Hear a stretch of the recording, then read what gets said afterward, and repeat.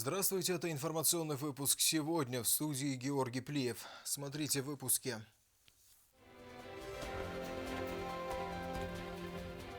Сегодня исполнилось 32 года со дня образования отряда милиции особого назначения.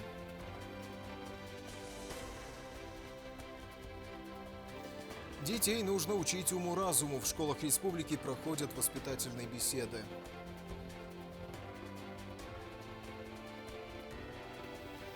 Выдающийся осетинский врач, хирург высшей категории Казбек Кудзаев отметил свое 65-летие.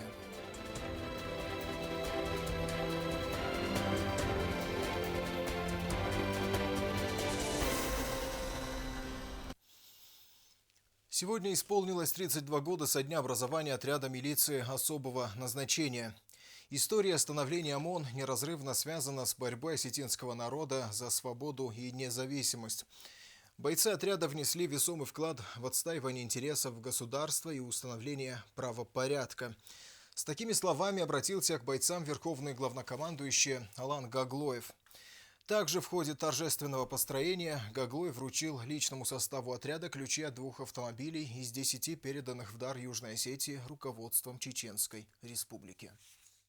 Глава государства посетил торжественное собрание личного состава отдела милиции особого назначения. Обращаясь с поздравительной речью к собравшимся, Алан Гаглоев отметил неоценимую роль сотрудников ОМОН в обеспечении безопасности и правопорядка.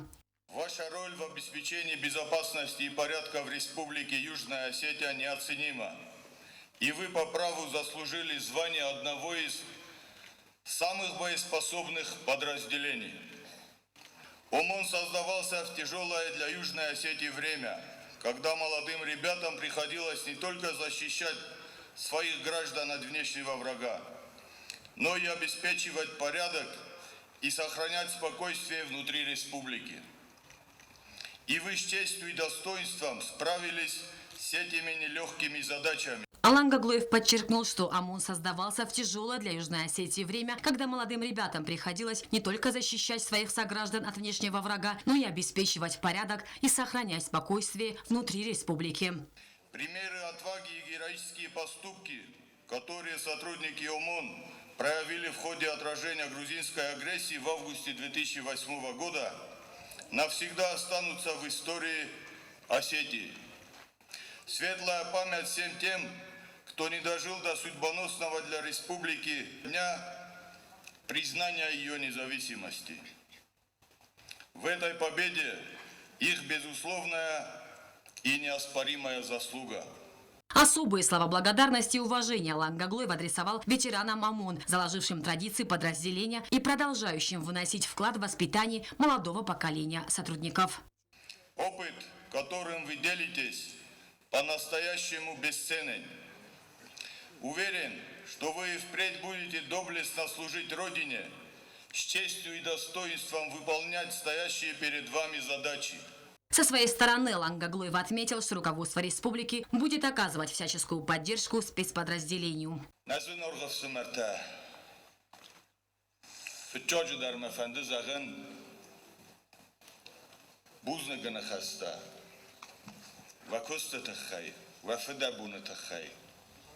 Обуниум дальше соростот. Пату азода растаджута кудис нарайгурам бастай хавитахай. Обуна барак буну. Бирала пута. Саудротуй. Бентунов зунглак буюнг. Шамай обун. Сырда горвбен. Собржи ноды. Каражи розмалауам. Каражи анорфа канам. Маматинг фандит. Фетчо командир. Газот Вадим Герсонов шақуды. Шахост машғдауну вақта. Арша тахчим подразделение. Хавшакуде маквахизат. Фидор нанут. Нафет белезнанут.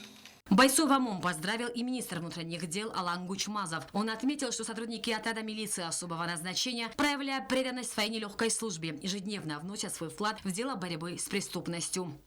Героический подвиг сотрудников ОМОН, отдавших жизнь в борьбе за свободу и независимость нашей республики, навсегда останется в нашей памяти. Мы склоняем головы перед их мужеством и стойкостью. Собравшиеся почтили минутой молчания память сотрудников ОМОН, погибших в ходе отражения грузинской военной агрессии. Указом президента за большой вклад в дело обеспечения законности и правопорядка в Южной Осетии и многолетний плодотворный труд, почетное звание «Заслуженный работник правоохранительных органов Южной Осетии» было присвоено командиру моторизованной роты ОМОН МВД Южной Осетии Владимиру Цхавребову. Ряд сотрудников ОМОН был награжден медалями «Защитнику Отечества» и почетными грамотами Республики Южная Осетия. В завершении мероприятия глава государства передал отряду милиции особого назначения 2 автомобиля УАЗ «Патриот». Зарина Кочиева, Регина Чиркоева, Азамат Кудзиев, Тамерлан Кусраев. Информационный выпуск сегодня. Собираемость налогов за коммунальные услуги выросла, отметил замдиректора ГУП «Энергоресурс», также призвав жителей к своевременной оплате коммунальных платежей. По словам Анатолия Габараева, это позволит обеспечить устойчивую работу энергосистемы и поддержание уровня обслуживания населения. На сегодняшний день у нас улучшается с каждым днем собираемость. У нас было нормально, потом во время пандемии у нас немножко пошел в сторону уменьшения. А сейчас опять у нас повышается, и вроде все. Будем стараться, чтобы с каждым годом все лучше и лучше становилось. Инспекторы по делам несовершеннолетних столичного УВД совместно с депутатами, представителями Минздрава и Минобра проводят профилактические беседы с учащимися школ города. Цель подобных встреч, по словам ответственных за привитие морально-нравственных устоев, заключается в дополнительной пропаганде здорового образа жизни, что включает и информацию о последствиях употребления наркотиков, табака и алкоголя. Начальник отдела по делам несовершеннолетних, полковник милиции Лали Гатаева поговорила с детьми о негативных тенденциях. Она еще раз напомнила о том, как интернет влияет на успеваемость. Гатаева рассказала, что нередко она сталкивается с тем, что школьники не соблюдают дисциплину и порядок в школах, используют ненормативную лексику. Говорили о правах и обязанностях детей, а также о мерах ответственности за совершенные противоправные деяния. Вам, наверное, кажется, что ребята, это не имеет значения. Вы пересекли порог органов внутренних дел, и вы автоматически остаетесь в этом журнале. А сейчас журналы уже не бумажные, они не теряются. Сейчас уже везде компьютер. Председатель партии НХАС Зита Бесаева отметила, что молодое поколение является основой для развития нашего общества и государства. Нет таких детей, которые не были бы предрасположены к чему-то. Вы каждый по себе индивидуален. И это действительно так. Вот Лали Руслановна говорила о том, что зачастую бывает очень неприятно слышать, когда молодежь выражается нецензурно. Зачастую сама бываю свидетелем этого. Прежде чем что-то сделать или попробовать, подумайте 300 раз о том, как это скажется на мне и на моих родителях. Как я буду выглядеть в глазах своих родителей, которые думают, что я самый лучший. А ведь каждый родитель думает так же. Врач-нарколог Элла Джиоева рассказала о методах вовлечения несовершеннолетних в потребление наркотиков, взаимосвязи наркомании и преступности. Она подчеркнула, что наркомания – это смертельно опасная болезнь и проблема, которая решается очень трудно и не имеет на сегодняшний день достаточно эффективных методов лечения. Все знают, наверное, кто-то слышал, не может быть, чтобы человеку было уже там 13, 14, 15 лет, не говоря уже о более взрослых, кто не слышал о том, какие последствия несет за собой употребление наркотиков. Это и очень страшные ломки после приема. Это различные осложнения, передозировки, смерть от передозировок. И очень нехорошие другие заболевания, типа СПИДа, венерических заболеваний. Встречи в подобном формате будут продолжены. Анжела Кукоева, Азамат Кудзиев, Зарима Арсоева. Информационный выпуск сегодня. В пресс-центре информагентства «Спутник» прошел видеомост Москва-Минск-Сухум-Цхинвал на тему партнерства без границ. Инициатором встречи является общероссийская общественно-государственная организация «Союз женщин России». Эльвира Тибелова подробнее. В начале видеомоста был представлен ролик о деятельности организации, ее целях и задачах. В этом году Союзу женщин России исполняется 83 года, отметила ее председатель Екатерина Лахова. Вот наша организация «Союз женщин России» с хорошей историей, уже 83 года в этом году нашей организации исполняется. Я бы хотела сказать, что мы сотрудничаем со многими женскими организациями стран мира. Вот, и в том числе и странами СНГ. Одну из главных задач мы сегодня поставили – это формирование команды единомышленников. Вот. Ну а идет формирование команды через самое главное наше звено, которое у нас, мы говорим, первичная ячейка – это наш женсовет. Они у нас развиваются повсеместно. Первый заместитель председателя Комитета Государственной Думы по международным делам олимпийская чемпионка Светлана Журова рассказала о некоторых благотворительных проектах. В частности, была оказана помощь ветеранам Великой Отечественной войны семьям участников СВО. Очень много проектов по многодетным семьям. То есть те, кто нуждается, заметьте, я перечислила сейчас категории, которые очень нуждаются в помощи, в внимании. Самое удивительное, что не то, что даже, может быть, это какая-то финансовая помощь, это какая-то там другая, но она в числе очень нужна с точки зрения общения, с точки зрения доброго человеческого отношения. И вот как раз женсоветы у нас работают именно так.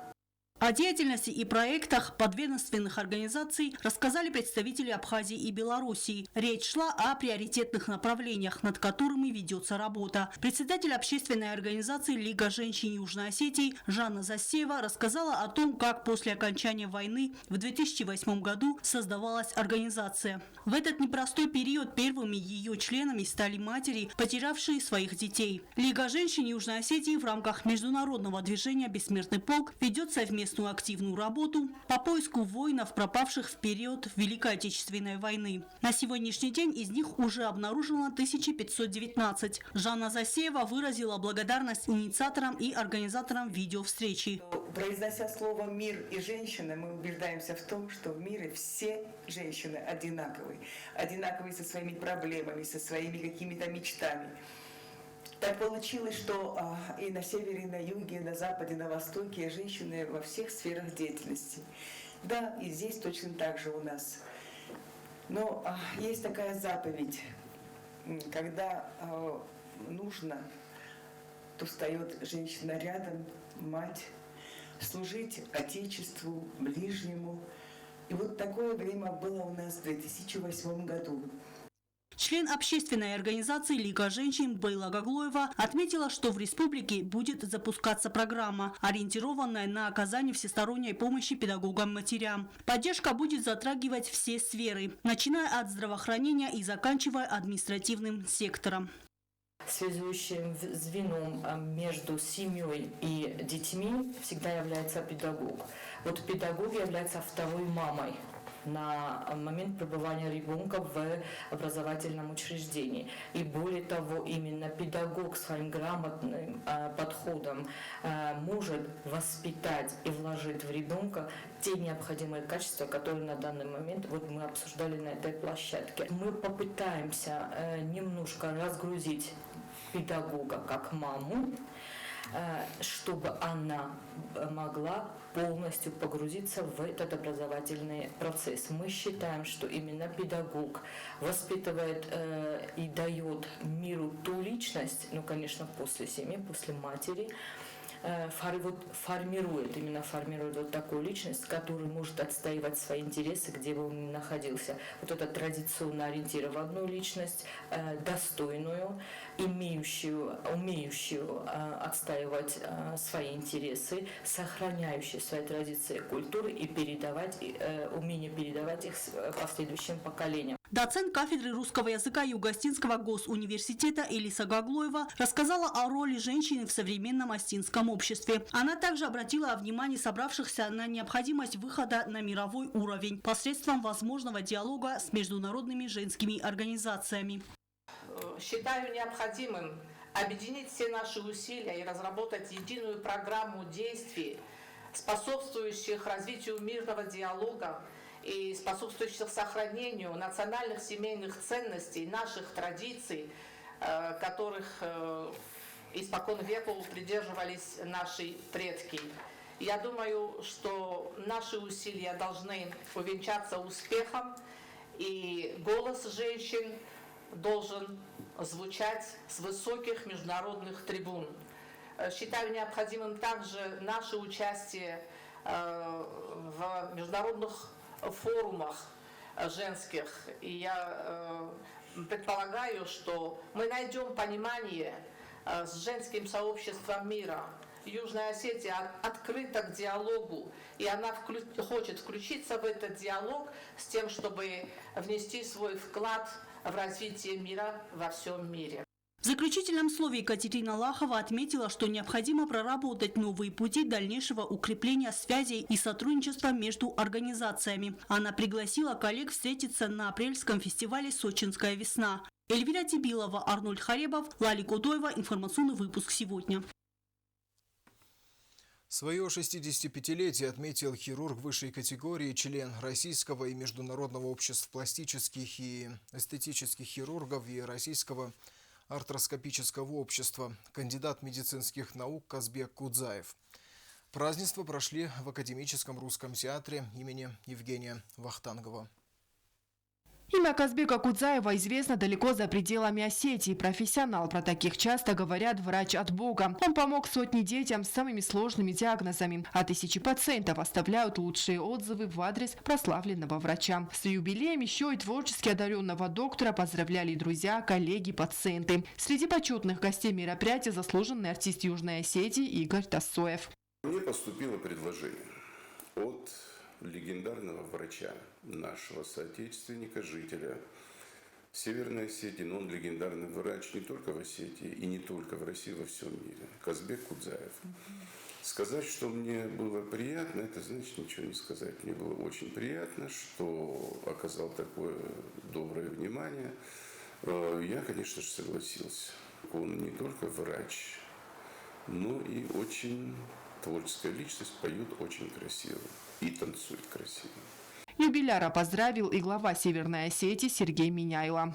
В самом начале, пока шли торжественные слова и награждения, вышел поздравить его на сцену глава Республики Северная Осетия Сергей Иванович Миняйло. Его поздравления были очень дороги, потому как всегда человек обращает на то особое внимание, когда и главе республики это приятно. Клиника Казбека Кудзаева подготавливает ежегодно около 800 специалистов во всем мире.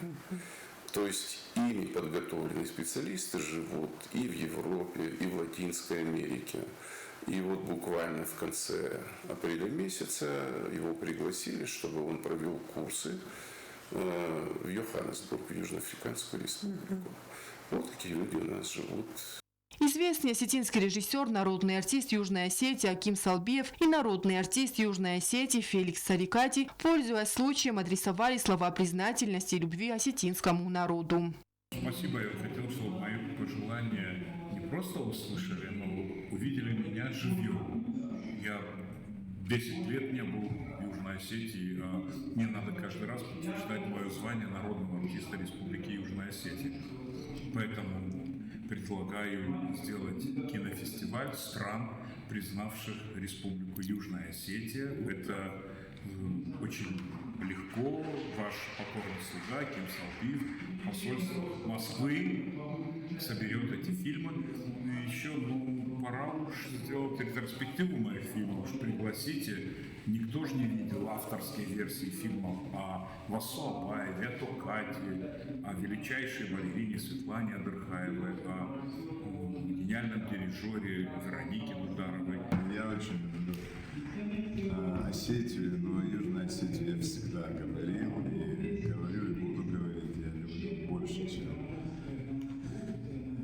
не в обиду никому, конечно. Обязательно буду ездить, потому что я очень люблю эту потрясающую природу, этих гостеприимных людей.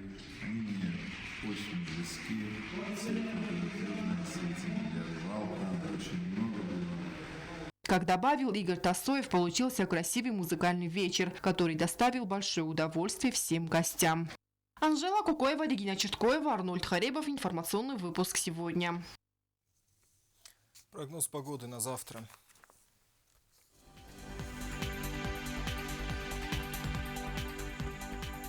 В республике пасмурно, небольшие дожди. В Знаурском районе днем плюс 13, ночью плюс 8. В Дзялском районе днем плюс 7, ночью плюс 4.